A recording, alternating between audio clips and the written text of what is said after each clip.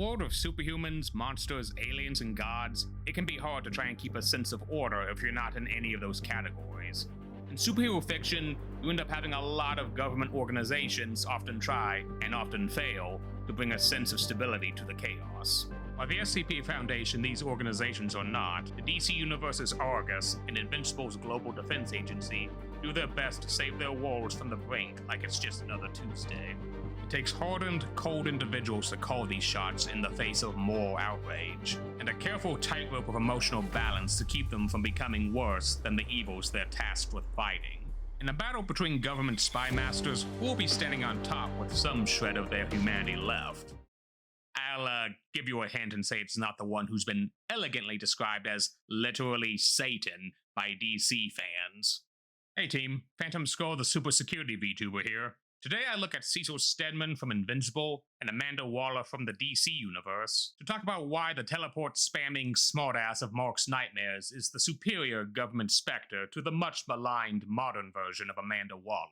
Just a small disclaimer, this isn't going to be a Cecil Glaze Fest, so be ready for me to talk some trash about the Invincible fandom's well-dressed golden cow. So beyond obvious spoiler warnings for Invincible Seasons 1 through 3 and basically any modern DC property Waller has shown up in, just gonna put this out there. This comparison is specifically about the modern DCEU, now DCU, version of Amanda Waller. Much like in my Lex Luthor video, getting definitive characterization on characters who've had multiple conflicting writing teams can make things difficult, versus someone like Cecil who has one straight clear source of writing, minus whatever modernized changes happen between the old comic and the show. Were I to compare Cecil to Amanda's DCAU incarnation, this would be a fairer fight. However, much like the DCAU Lex, her story has come and gone. We're here to look at the modern incarnation of the Wall, warts and all. Truth be told, this was originally going to be a video on why I don't like modern Amanda Waller, but after falling ill for a couple weeks and falling behind right as Invincible dropped with the other shoe, well, dropping with Cecil and Mark, it seemed pertinent to use Director Stedman as a good comparison for why she doesn't work. Writing a morally gray government agent in a superhero setting that doesn't fall into full-blown villainy can be tricky, unless that's the intention, but let's pin that for later. When you're in a world where your average crook or terrorist could have bulletproof skin or turn people into mush with a thought, your job as a government agent can be a difficult one. Making countermeasures and recruiting superpowered agents is difficult. Most superheroes are what we call private citizens or contractors, with their own varying definitions of morality and the law, and often clash with Uncle Sam's definition. Many of these characters live under a mantra that has exploded in popularity since the release of Season 3 of Invincible. We can be the good guys or the guys who save the world. We can't be both. But that mentality can often be a slippery slope that can lead you down a darker path in your attempts, some falling much, much farther. Much like my Lex video, let's start with introductions to our main contestants. In this corner, voted Worst Father Figure Replacement 2025, Cecil Stedman. The head of the GGA, this hot-headed snarker finds himself in the unenviable position of trying to prepare the planet for an invasion of evil supermen, after a single one slaughters his best heroes, and his only ace in the hole being said evil Superman's emotionally damaged son. No pressure there. And in this corner, awarded the Mean Lady Trophy 5 times running, Amanda Waller. The director of Argus, this cold-hearted spy master attempts to save the world, in America's best interests, using advanced technology, conscripted supervillains, and good old-fashioned, morally questionable espionage to limited success. Side note, much like my Lex comparison video, I'm only giving my opinions on the characters and not their actors, since a lot of this is looking at equal bits of both the live-action and animated versions of modern Waller, and not her live-action actress or her multiple voice actresses across other projects. They're all fantastic performers, and one of the reasons that while I don't like modern Waller, I don't hate her either. That's the power of a good actress.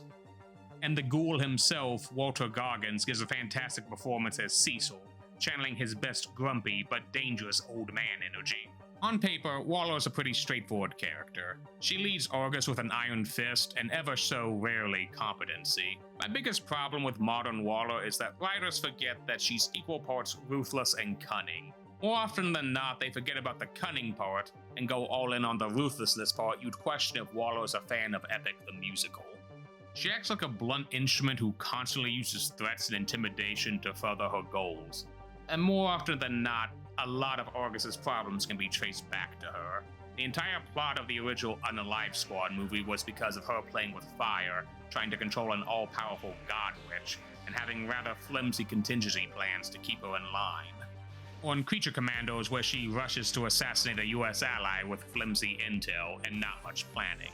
While it turns out to be true, how she handled it was still abysmal. Cecil, while his win rate with dealing with threats isn't as great, still shows leagues more confidence with handling the many situations he needs to micromanage.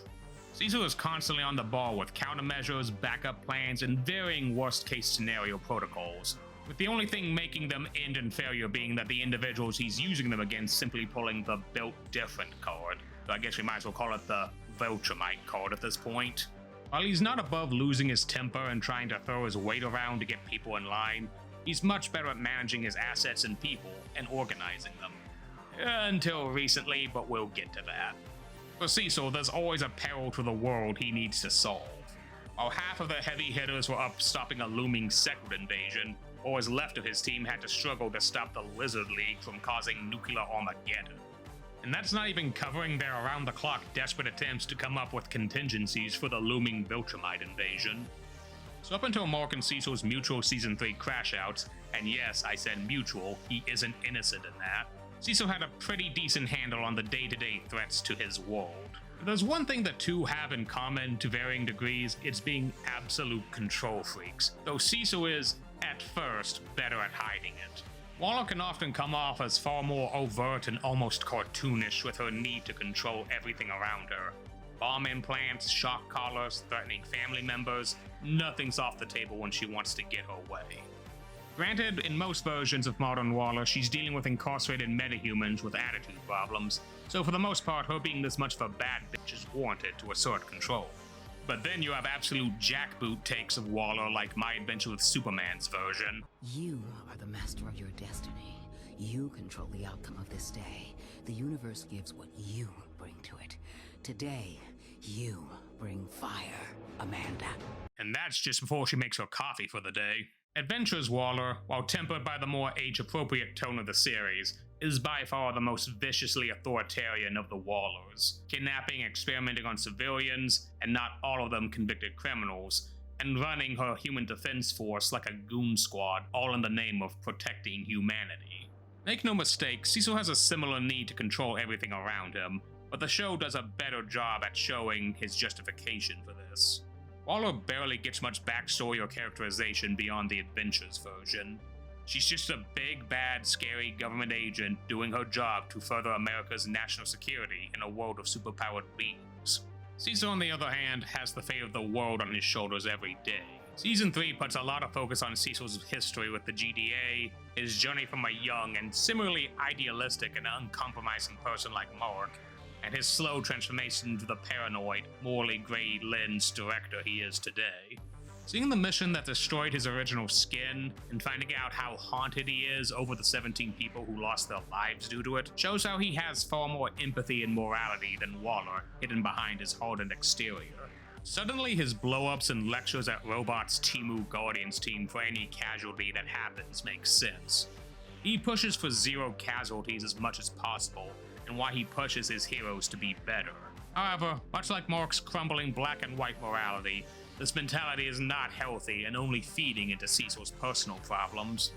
Both Waller and Cecil will do anything to ensure victory, but there is a stark difference in their motivations, with Cecil still being noble, if misguided in how he handles it. I do feel like I would be doing Waller a disservice if I didn't play devil's advocate and say that while I don't like Waller being a one-dimensional government thug, that I will respect that it seems like it was narratively intentional.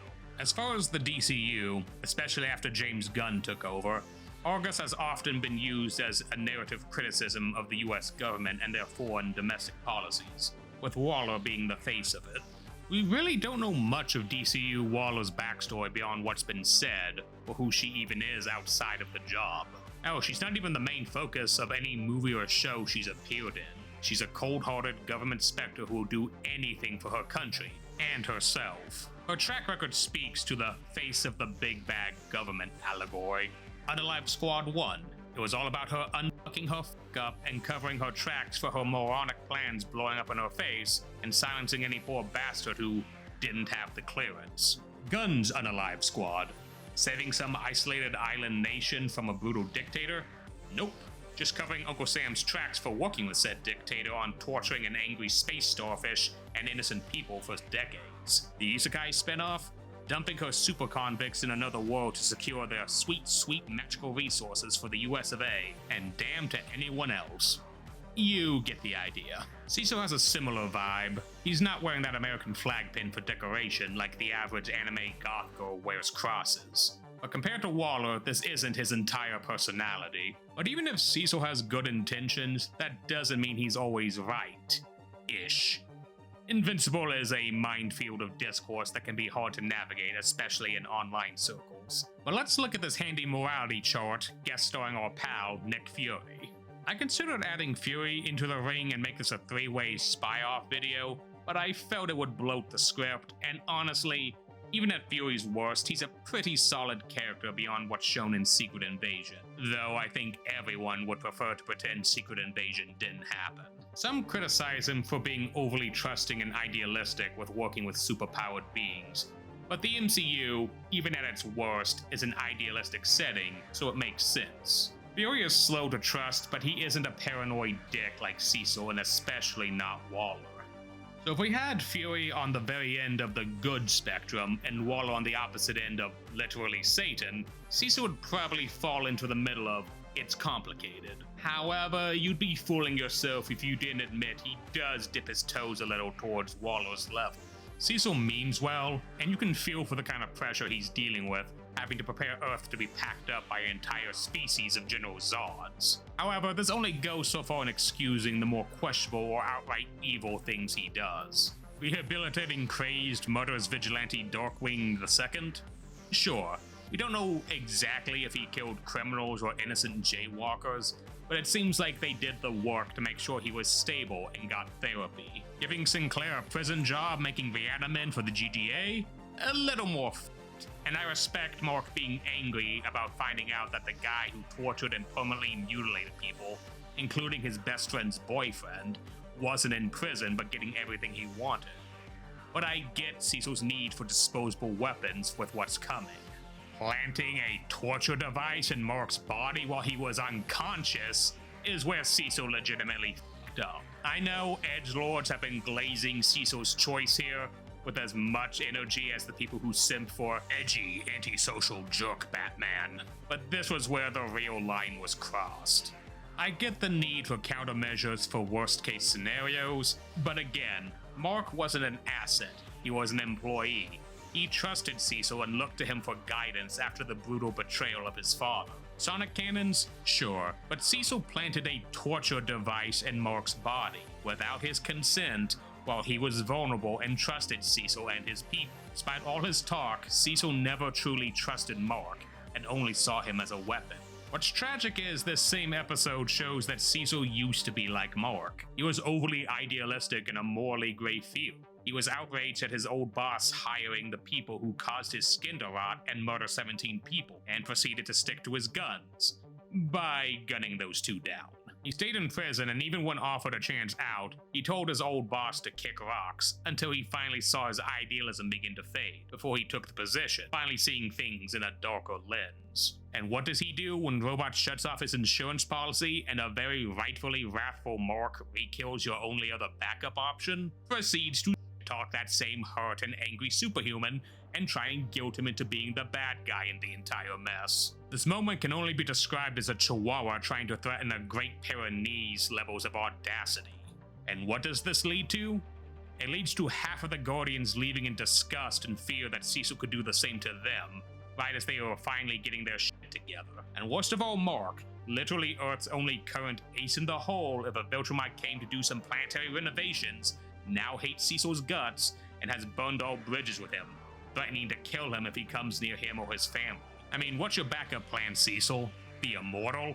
While Season 3 is more or less ending with them on icy terms but able to tolerate each other, we probably won't see much of a reconciliation until Season 4. However, ignoring the absolutely dumb trash fire this discourse over this conflict has devolved into, this is really good character drama. Mark is sorta right, but also wrong. Cecil too is sorta right, but also wrong. There is no real right answer to their conflict. This entire season has been Mark having to come to grips with his morality being strained against the brutally grey reality of his role.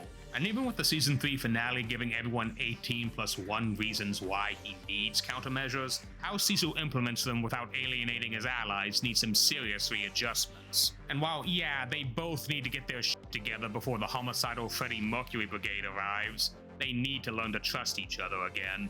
Ultimately, that's what DCU Waller lacks, even the smallest bit of humanity. She's just a cartoonishly evil government woman who pushes her agenda and is the bad guy. That's her role, sure, but it's hardly compelling.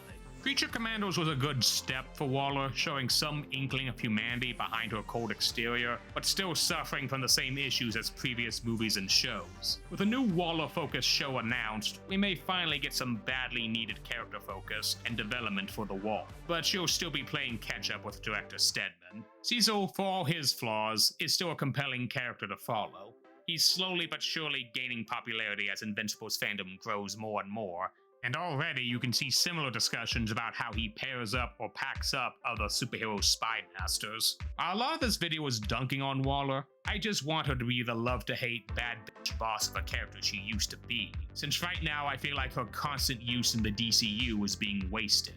While Cecil is winning this fight, I will say never count the Wall out. Many have made that mistake and are sleeping in the Mariana Trench for their troubles. But until then, the GGA gets the B+ in leadership.